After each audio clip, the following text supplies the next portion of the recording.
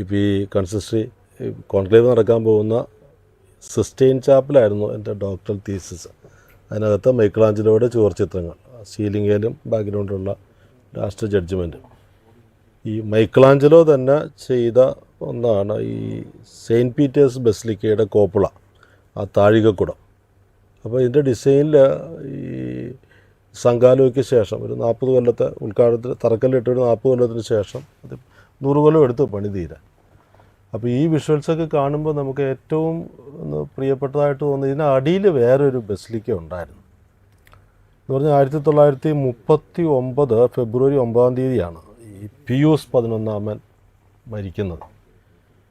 അപ്പോൾ പിയൂസ് 11 അപ്പം മരിച്ചു കഴിഞ്ഞപ്പോഴത്തേക്കും ഒരാശയം വന്നത്, ഇപ്പോൾ ഇതിന് നമ്മൾ ചെന്ന് കഴിഞ്ഞാൽ ഇപ്പോൾ പരിശുദ്ധ പിതാവിൻ്റെ ബോഡി വെച്ചേക്കുന്നതിൻ്റെ തൊട്ട് പുറകെ പേപ്പൽ ഓൾട്ടറുണ്ട്, അതിൻ്റെ അടിയിൽ സെയിൻറ്റ് പീറ്ററിൻ്റെ റെലിക്ക് വെച്ചിട്ടുണ്ട്. നമുക്ക് ഈ നമ്മൾ ബസിലിക്കയിലേക്ക് നോക്കി നിൽക്കുമ്പോൾ റൈറ്റ് ഹാൻഡ് സൈഡിൽ കൂടെ പോയാൽ കോപ്പളയിൽ കയറാനുള്ള സ്ഥലവും അതുപോലെ അടിയിലേക്ക് പോകാനുള്ള സ്ഥലമുണ്ട്. അവിടെ ചെന്ന് കഴിഞ്ഞാൽ ഈ റെലിക്ക് വരെ നമുക്ക് പോകാം. ഈ റെലിക്ക് കഴിഞ്ഞിട്ട് അവിടെ നല്ലൊരു ഹോളാണ്, അവിടെയാണ് ജോൺ പോൾ സെക്കൻഡ് അടക്കിയത്, അല്ലെങ്കിൽ ബെനഡിക്ട് 16 പാപ്പ ടോബി തന്നെയാണ് അടക്കിയത്. അപ്പോൾ പരിശുദ്ധാക്കന്മാരെല്ലാം ഇതുണ്ട്, ആ ഗ്രോട്ടോയിലുണ്ട്. അവിടെ ആയിരുന്നു ഫ്രാൻസിസ് പാപ്പയെ അടക്കേണ്ടത്. അദ്ദേഹത്തിൻ്റെ വില്ലിൽ മരിയ മജോറെ പറഞ്ഞില്ലായിരുന്നെങ്കിൽ ഈ താഴെയാണ് അടക്കേണ്ടത്. അപ്പോൾ അവിടെ ഇരിക്കുമ്പം ഈ 1939 ശേഷം തോന്നിയൊരു കാര്യം, ഇതിനാകെ 8 അടി ഹൈറ്റേ ഉള്ളൂ, ഒരു ചെറിയ മുറിയുടെ ഹൈറ്റേ ഉള്ളൂ. ചെറിയ മുറിക്ക് നമുക്ക് 10 അടി ഹൈറ്റ് ഉണ്ടല്ലോ. അപ്പോൾ അതിൽ ഇച്ചിരിയും കൂടെ ഹൈറ്റ് ഉണ്ടെങ്കിൽ ആ വലിയ ഹോളിനകത്ത് നമുക്ക് കുർബാനയില്ലല്ലോ എന്നുള്ളൊരു ചിന്ത വന്നായിരുന്നു.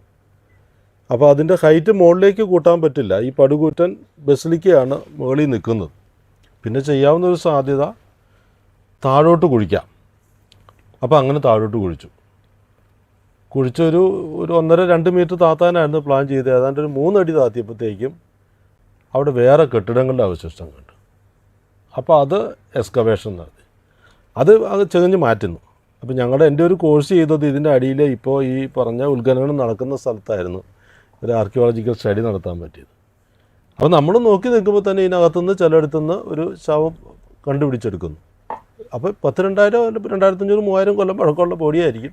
നമ്മൾ ചിലത് ഫോട്ടോ എടുക്കുമ്പോൾ എന്നോട് പ്രൊഫസർ കർശനമായിട്ട് പറഞ്ഞിട്ടുണ്ട്, അതൊന്നും എടുക്കരുത്, അത് ഇന്നയാളുടെ പ്രോപ്പർട്ടിയാണ്. ഈ കൂടെയുള്ള ആർക്കിയോളജിസ്റ്റുകൾ, ഡോക്ടർമാർ, പല ടെസ്റ്റ് നടത്താൻ പറ്റുന്നവർ, എൽഡേഴ്സാണ് എല്ലാവരും ഈ കോഴ്സ് ചെയ്യുന്നവർ.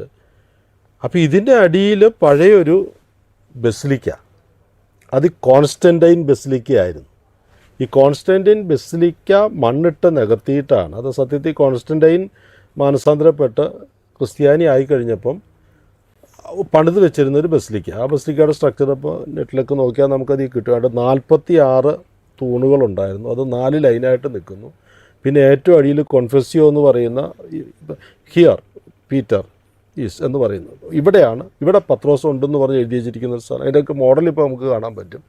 അപ്പോൾ അതിന് ചുറ്റും ഒരു പിരിയൻ തൂണുകൾ ഒരു 12 ഉണ്ടായിരുന്നു. അതിൻ്റെയൊക്കെ ഡയഗ്രാം ലഭ്യമാണ്. അത് ഈ ലേറ്റസ്റ്റ് ആയിട്ട് നമ്മൾ കണ്ടുപിടിച്ച കാര്യമാണ്. അപ്പോൾ അവിടെ സെൻറ്റ് പീറ്ററിന് ഒറിജിനലായിട്ട് അടക്കിയ സ്ഥലം, അതിൻ്റെ മുകളിലാണ് ഇപ്പോൾ നമ്മൾ ബസിലിക്കയുടെ അടിയിൽ കാണുന്ന ഈ പരിശുദ്ധ സെൻറ്റ് പീറ്ററിൻ്റെ റെലിക്കിരിക്കുന്നത്. അതിൻ്റെ അടിയിൽ നടക്കുന്ന കാര്യമാണ് ഈ പറയുന്നത്. അപ്പോൾ നമ്മളവിടെ പട്ടാളക്കാർക്ക് ആദ്യം നിൽക്കുന്നിടത്ത് പ്രൊഫസറേയും സ്റ്റുഡൻസിനെയും നമ്മളകത്തേക്ക് ഇറക്കി വിടും, കഴിയുമ്പോൾ നമ്മൾ കയറ്റി വിടും. അതിനകത്ത് നമ്മളങ്ങനെ ചെയ്തുകൊണ്ടിരുന്നു. അപ്പോൾ ഇതിൻ്റെ മുകളിൽ ഇത് പണിയാൻ ഉള്ള കാരണം സെൻറ്റ് പീറ്ററിന്, ഇപ്പോൾ നമ്മളിവിടെ ചെല്ലുമ്പോൾ സെൻറ്റ് പീറ്റർ ബസിലിക്കയിലേക്ക് നോക്കിയാൽ ഈ വത്തിക്കാൻ സ്ക്വയറിൽ ഇപ്പോൾ കുർബാനയ്ക്ക് ചെല്ലുമ്പോൾ ലെഫ്റ്റ് സൈഡിലേക്ക് നോക്കിയാൽ സ്വിസ് ഗാർഡ് നിൽക്കുന്നിടത്തോടെ ശകലം മുമ്പോട്ട് കയറിയാൽ അവിടെ ഒരു അടയാളം വെച്ചിട്ടുണ്ട്, അവിടെ ഒബ്ലിസ്ക് നിന്നിരുന്നു എന്ന് പറയും.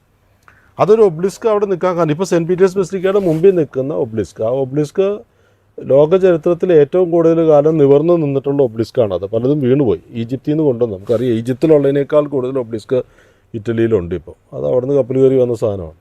അപ്പോൾ അത് നിന്നിരുന്നത് ഈ അഗ്രിപ്പീനയുടെ ഒരു പച്ചക്കറിത്തോട്ടം ഉണ്ടായിരുന്നു. ഇത് ആഗർ വത്തിക്കാനൂസ് എന്ന് പറഞ്ഞു. വത്തിക്കാൻ എന്ന് പറഞ്ഞാൽ ചതുപ്പ് നിലം എന്നാണ് അർത്ഥം.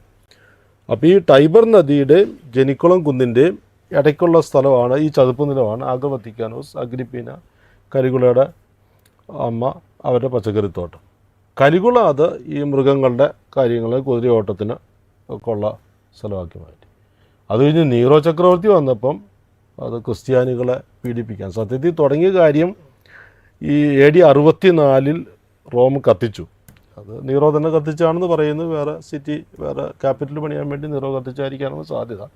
എന്നിട്ട് ഇതിന് കാരണക്കാരായിട്ട് ഈ ക്രിസ്ത്യാനികളെ ആട്രിബ്യൂട്ട് ചെയ്തു. എന്നിട്ട് ക്രിസ്ത്യാനികളെ അവിടെ വെച്ച് കൊന്നു, മൃഗങ്ങളെ വെച്ച്. അപ്പോൾ പോസിബിലിറ്റി ഇതിനകത്താണ് സെയിൻറ്റ് പീറ്റർ കൊല്ലപ്പെട്ടത്, അവിടെ വെച്ചാണ്. അതുകൊണ്ടാണ് അതിൻ്റെ പുറത്ത് തന്നെ അത് അത്രയും കാലം ഒരു മനുഷ്യരും കണ്ടുപിടിക്കാത്ത വിധത്തിൽ രഹസ്യമായി പൂർവികർ സൂക്ഷിച്ചു വെച്ചൊരു റെലിക്കിൻ്റെ സമുച്ചയമാണ് ഈ അടിയിലിരിക്കുന്നത്. അപ്പോൾ അതാണ് അവിടെയാണ് ഇപ്പോൾ ആരെങ്കിലും ആർച്ച് ബിഷപ്പ് ആയാൽ, ഇപ്പോൾ ഇനിയിപ്പം കോഴിക്കോട് ബിഷപ്പ് റീസക്കാലയ്ക്ക് പിതാവ് പാലിയം മേടിക്കാൻ പോകുമ്പോൾ അതിൻ്റെ മുമ്പിൽ വെച്ചിരിക്കുന്ന അടുത്തുനിന്നാണ് പാലിയം എടുത്ത് കൊടുക്കാൻ പോകുന്നത്. അതിൻ്റെ മുകളിലാണ് ഈ പടുകൂറ്റൻ ബസിലിക്ക പണിത്. അപ്പോൾ ഈ ബസിലിക്കയ്ക്ക് മുകളിൽ ഇപ്പോൾ പരിശുദ്ധപിതാവിൻ്റെ ബോഡി വെച്ചേക്കുന്നതിൻ്റെ നേരെ മുകളിൽ ഈ പറയുന്ന താഴികക്കുടമാണ് കമാനം, ഈ കോപ്പുള എന്ന് പറയുന്നത്. അത് ആദ്യത്തെ മോഡലല്ല, അതിൻ്റെ മോഡൽ ഫ്ലോറൻസ് കത്തീഡ്രലിൻ്റെ താഴികക്കുടമാണ് മോഡൽ. ഈ ഫ്ലോറൻസ് കത്തീഡ്രലിൽ 8 നമ്മളതിൻ്റെ റിബെന്ന് പറയും, അതിനാണ് അത് നിൽക്കുന്നത്. പക്ഷേ സെൻറ്റ് പീറ്റേഴ്സ് ബസിലിക്കയുടെ ഈ താഴികക്കുട നിൽക്കുന്നത് 16 എണ്ണത്തിലാണ്.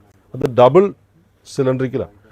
ഇത് സത്യത്തിൽ ഇതിൻ്റെ രണ്ടിൻ്റെയും മോഡൽ എന്ന് പറയുന്നത് പാന്തയോൺ. ഇപ്പോഴും അവിടെ നമുക്ക് കാണാം, റോമിലെ ഏറ്റവും പഴക്കമുള്ള കെട്ടിടമാണ് പാന്തയോൺ അടിയിൽ റൗണ്ടായിട്ടുള്ളൊരു സിലിണ്ടർ, അതിൻ്റെ പുറത്തേക്ക് കോപ്പിള പണിതിരിക്കുന്നു. പക്ഷേ ഇവിടെ ഇതിൻ്റെ രണ്ടിൻ്റെ കാര്യം എന്ന് പറയുമ്പോൾ സെൻറ്റ് പീറ്റേഴ്സ് ബസിലിക്ക പാന്തയോണിൽ നിന്നും ഫിരൻസെ കത്തീഡ്രലിൽ നിന്നും വ്യത്യസ്തമാകുന്നതിൻ്റെ കാര്യം അതിൻ്റെ അടി സ്ക്വയറായിട്ടുള്ള സിലിണ്ടറിൻ്റെ പുറത്താണ് ഈ കോപ്പിള നിൽക്കുന്നത്. അപ്പോൾ ഞാൻ നേരത്തെ ഒന്ന് പറഞ്ഞു തുടങ്ങിയൊരു കാര്യം, ആ സ്ക്വയറായിട്ട് നിൽക്കുന്നതിൽ നമ്മൾ ആദ്യം കാണുന്ന വിഷ്വലിൽ ആ കുന്തം പിടിച്ച് നിൽക്കുന്നത് ലോങ്കിനൂസ്, പിന്നെ കുരിശ് പിടിച്ച് നിൽക്കുന്നത് സെൻറ്റ് ആൻഡ്രൂ, ബാക്കി ഒരെണ്ണം വെറോനിക്കായും, ഇപ്പോൾ നിൽക്കുന്നത് ഹെലന രാജ്ഞി. അപ്പോൾ നമ്മൾ ആ ഒരു ആംഗിളിൽ നോക്കിയാൽ, ഈ ക്യാമറ മാറി മാറി വരുമ്പോൾ നോക്കിയാൽ ഈ 4 പേരെ മാറി മാറി നമുക്ക് കാണാൻ പറ്റും. ഇവിടെ ഈ സെൻറ്റ് ആൻഡ്രൂവിനെ കാണുമ്പം ആൻഡ്രൂ നിൽക്കുന്നതിൻ്റെ തലയ്ക്ക് മുകളിൽ വേറൊരു ചെറിയ ഗ്രില്ലിട്ട ഒരു ഏരിയ കാണും. അവിടെ സെൻറ്റ് ആൻഡ്രൂവിൻ്റെ തലയോടിൻ്റെ റെലിക്ക് സൂക്ഷിച്ചിട്ടുണ്ട്.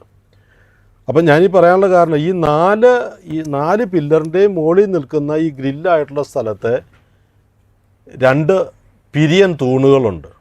അങ്ങനെ 8 പിരിയൻ തൂണ്. പിന്നെ പരിശുദ്ധ കുർബാന വെച്ചിരിക്കുന്ന ഈ പ്രധാനപ്പെട്ട സാന്തിസിമ ഈ സ്ഥലത്ത് അവിടെ 2 പിരിയൻ തൂണുണ്ട്. പിന്നെ വത്തിക്കാൻ സെൻറ്റ് പീറ്റേഴ്സ് ബസിലിക്കയിലെ സാക്രിസ്റ്റിക്കകത്തുണ്ട്. എന്ന് പറഞ്ഞാൽ ഈ 4-ാം നൂറ്റാണ്ടിലെ കോൺസ്റ്റൻറ്റൈൻ ബസിലിക്കയിൽ അതിവിശുദ്ധ സ്ഥലത്ത് സൂക്ഷിച്ചിരുന്ന ആ പിരിയൻ കൽത്തൂണുകൾ 12 എണ്ണവും ഈ സെൻറ്റ് പീറ്റേഴ്സ് ബസിലിക്കയിൽ റീയൂസ് ചെയ്തിട്ടുണ്ട്. അതുപോലെ തന്നെ മറ്റേ 46 പില്ലേഴ്സ് പലയിടങ്ങളിൽ. അപ്പം ഞാൻ എൻ്റെ ഒരു റിസർച്ച് പേപ്പർ പോലെ എഴുതിയത് ഈ 12 എണ്ണം ഐഡൻറ്റിഫയബിളായിട്ട് ചെയ്ത് എടുക്കാൻ വേണ്ടിയായിരുന്നു. ഈ 4 സഭയിലെ ഏറ്റവും പ്രധാനപ്പെട്ട റെലിക്കുകൾ ആണ് സൂക്ഷിച്ചിരിക്കുന്നത്. ഒരെണ്ണം ലോങ്കിനോസിൻ്റെ കുന്തം എന്ന് പറഞ്ഞാൽ ഈശോയെ കുത്തിയ കുന്തം. പിന്നെ ഈ ഹെലന രാജ്ഞി കോൺസ്റ്റന്റൈൻ ചക്രവർത്തിയുടെ അമ്മയാണ്. വിശുദ്ധ ഹെലന രാജ്ഞിയാണ് അവിടെ പോയി പലസ്തീനയിൽ പോയി ഈശോയുടെ കുരിശ് കണ്ടുപിടിച്ചെടുത്തത്. ആ കുരിശിൻ്റെ റെലിക്കും ഈശോയെ കുരിശ് തറച്ച ആണികളുടെയും ഇതിൻ്റെയൊക്കെ റെലിക്കാണ് അതിൻ്റെ മുകളിൽ വെച്ചിരിക്കുന്നത്. പിന്നെ വെറോനിക്ക തുടച്ചു എന്ന് പറയുന്ന തുവാലയാണ് ആ ഒരു റെലിക്ക്. പിന്നെ ഒരെണ്ണം സെൻറ്റ് ആൻഡ്രൂവിൻ്റെ തലയോട്ടി. ഇതിൻ്റെ രണ്ടിൻ്റെയും നടുക്ക്, ഈ 4 എണ്ണത്തിൻ്റെയും നടുക്കായിട്ട് സെയിൻറ്റ് പീറ്ററിൻ്റെ തന്നെ റെലിക്ക്. അപ്പോൾ സെൻറ്റ് പീറ്ററിനെ അടക്കിയ സ്ഥലം അത് തർക്കമില്ലാത്തതാണ്. ഇപ്പോൾ റെലിക്കിൻ്റെ കാര്യത്തിൽ പല വിധത്തിൽ അത് സാറിന് അത് കണ്ടപ്പോൾ empty ആയിരുന്നു, പല തിയറികൾ ഉണ്ട്. ഏതായാലും ഇതെല്ലാം ഇരിക്കുന്ന കത്തോലിക്ക സഭ ലോകത്തെ ഏറ്റവും വലിയ പള്ളിയാണത്. അപ്പോൾ അതിൻ്റെ ഈ കോപ്പിളയിൽ നമുക്ക് കയറാം. 360 അടി ഹൈറ്റിൽ ചെന്ന് കയറി അത്രയും ഉയരത്തിൽ നിൽക്കുന്ന ആ കോപ്പിള ഈ പുറത്തുനിന്നുള്ള വിഷ്വൽ നമുക്കിപ്പോൾ കാണാം.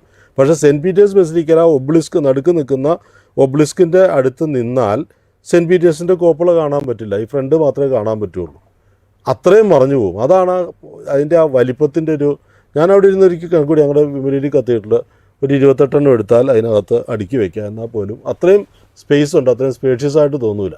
കയറിനടുത്ത് വലത് ഭാഗത്താണ് മൈക്കിളാഞ്ചലോയുടെ ഏറ്റവും ക്ലാസിക്കൽ വർക്ക് പിയത്ത ഇരിക്കുന്നത്. അത് അന്ന് കഴിഞ്ഞപ്പോഴത്തേക്കും രാത്രി പിറ്റേ ദിവസം ആളുകൾ കണ്ടപ്പോൾ മൈക്കിളാഞ്ചലോ 24 വയസ്സുള്ള മൈക്കിളാഞ്ചലോ കാണാൻ വന്നപ്പോൾ ഇത് ആരാന്ന് ചോദിച്ചപ്പോൾ വേറെ ആരുമാണെന്ന് പറയാണ്.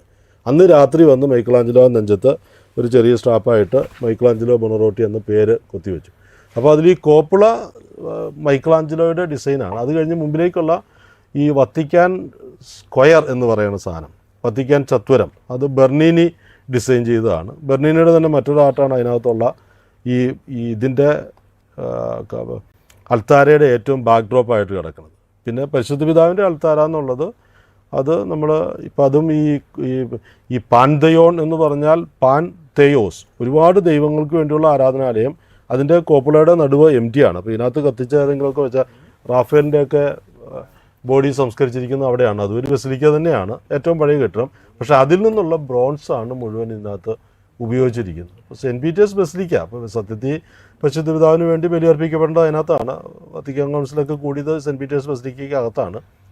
പക്ഷേ ഈ സൗകര്യാർത്ഥം ഈ ഫ്യൂണറൽ സർവീസ് എല്ലാം തുടങ്ങുന്ന അതിൻ്റെ ഫ്രണ്ടിൽ ഈ പോർട്ടിക്കോയിൽ നിന്ന് അത് കണ്ടാൽ വളരെ ലെവലായിട്ടുള്ള സ്ഥലമാണ്. പക്ഷേ ഈ ആഗർ വത്തിക്കാനോസ് എന്ന് പറഞ്ഞ ചതുപ്പ് നിലത്തിൻ്റെ അടുത്തുള്ള വത്തിക്കാൻ ചെറിയ കുന്നാണത്.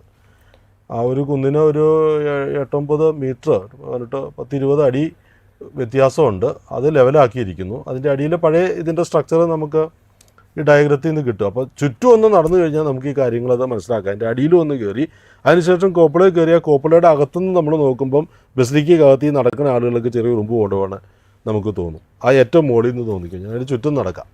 പിന്നെ കോപ്പളയുടെ അകത്തൂടെ കയറി മേളിൽ നിന്നിട്ട് പുറത്തേക്ക് നോക്കാം.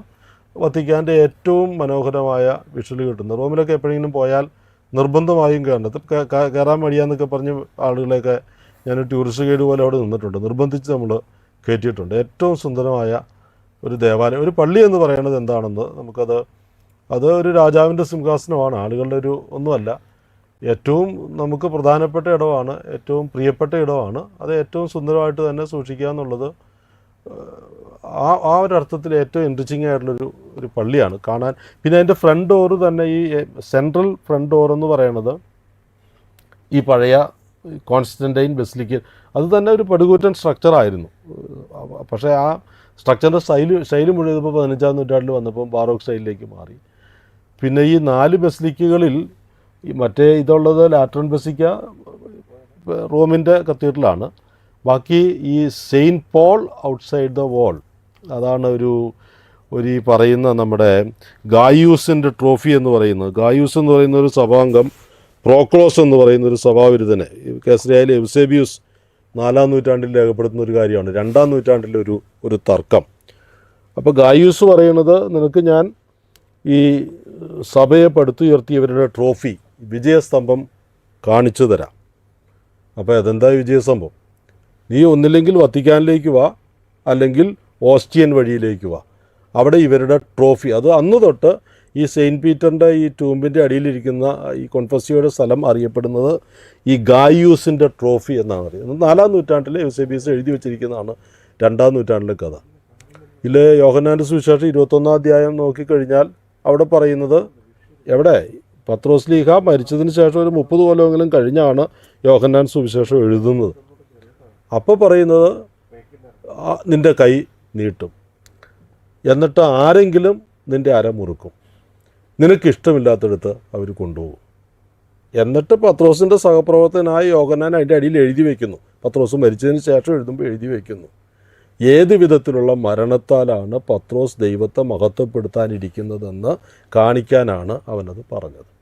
ഈ കൈകൾ നീട്ടുക എന്ന് പറയുന്നത് കുരിശേ കിടന്നുള്ള കൈ നീട്ടിയുള്ള മരണം തന്നെയാണ്. അപ്പോൾ നമുക്ക് ഈ ഒരു ചരിത്രം നോക്കുമ്പോൾ 4-ാം നൂറ്റാണ്ട് തൊട്ട് വളരെ വൈബ്രൻ്റായിട്ട് അവിടെ ഒരു സഭാ സംവിധാനം, അവിടേക്ക് ഏതാണ്ട് 12, 11, 12, 13 നൂറ്റാണ്ടിലൊക്കെ ഈ പറഞ്ഞ അങ്ങോട്ടുള്ള ഈ തീർത്ഥാടനം, പിന്നെ 13-ാം നൂറ്റാണ്ടിലോട്ട് ജൂബിലി സെലിബ്രേഷൻ, അങ്ങനെ പല കാര്യങ്ങളും നടന്നു വന്ന ഒരു ക്രിസ്ത്യൻഡം സഭയുടെ ഏറ്റവും വലിയ പൈതൃകത്തിൻ്റെ മുമ്പിൽ.